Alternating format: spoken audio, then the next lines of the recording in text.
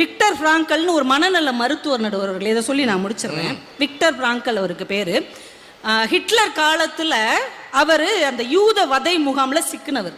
ரொம்ப கஷ்டத்தை, சித்திரவதையெல்லாம் அனுபவிச்சு கடைசி காலத்துல தப்பிச்சிட்டார். தப்பிச்சு அவர் தன்னுடைய மருத்துவ தொழிலை தொடர்கிறார். அப்ப அவர் வாழ்க்கையில சந்திச்ச அனுபவங்களை ஒரு புத்தகமா போடுறார். அதுல ஒரு சுவையான சம்பவத்தை அவர் பதிவு செஞ்சிருந்தார். நடந்த சம்பவம். ஒரு நாள் நடுராத்திரி அவருக்கு ஒரு ஃபோன் கால் வந்திருக்குது. அதை அட்டன் பண்ணி பேசும்போது யாரோ ஒரு பெண்மணி பேசுறாங்க, டாக்டர் எனக்கு மனசே ரொம்ப நான் நொந்துட்டேன், எனக்கு எந்த தைரியமும் இல்லை, எனக்குன்னு யாருமே இல்லை, உறவு நட்பு எல்லாரும் என்னை கைவிட்டு விட்டார்கள், நான் தற்கொலை செய்து கொள்ள போகிறேன்.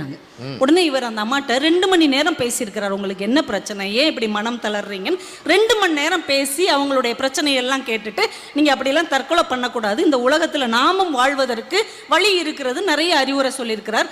அவங்க சரி டாக்டர் நான் இனிமேல் தற்கொலை பண்றேன், என்னத்தையே விட்டுறேன்னு போனை வச்சுட்டாங்க. சில மாதங்கள் கழிச்சு 2 பேரும் நேரில் சந்திக்கிறாங்க. இப்போ அவர் கேட்குறாரு அந்த அம்மாட்ட, அன்னைக்கு நான் உங்ககிட்ட பேசினதுக்கு அப்புறம் தானே உங்கள் தற்கொலை எண்ணத்தை விட்டீங்க. ஆமாம் டாக்டர், நான் சொன்ன எந்த விஷயம் உங்களை ரொம்ப கவர்ந்தது, எது உங்கள் மனசுக்குள்ள ஆழமாக தச்சது சொல்லுங்க. எதுவுமே இல்லை அந்த மாதிரி பதில் சொல்லிருக்காங்க. நீங்கள் சொன்ன எதுவுமே என் மனசை மாற்றலை.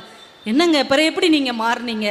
ஒரு நள்ளிரவு என் உறவு என் நட்பு கைவிட்ட பின்னால் கூட யாரோ ஒருவர் என் துயரத்தை கேட்பதற்கு இருக்கிறாரே என்கின்ற நம்பிக்கை தான் என்னை வாழ வைத்தது.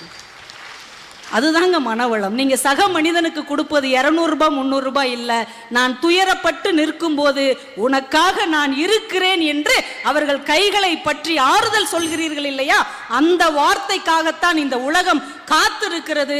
அப்படிப்பட்ட மனவளம் தான் இன்றைக்கு நமக்கு தேவை. அதுதான் சிறந்த வாழ்க்கை. வசதியான வாழ்க்கை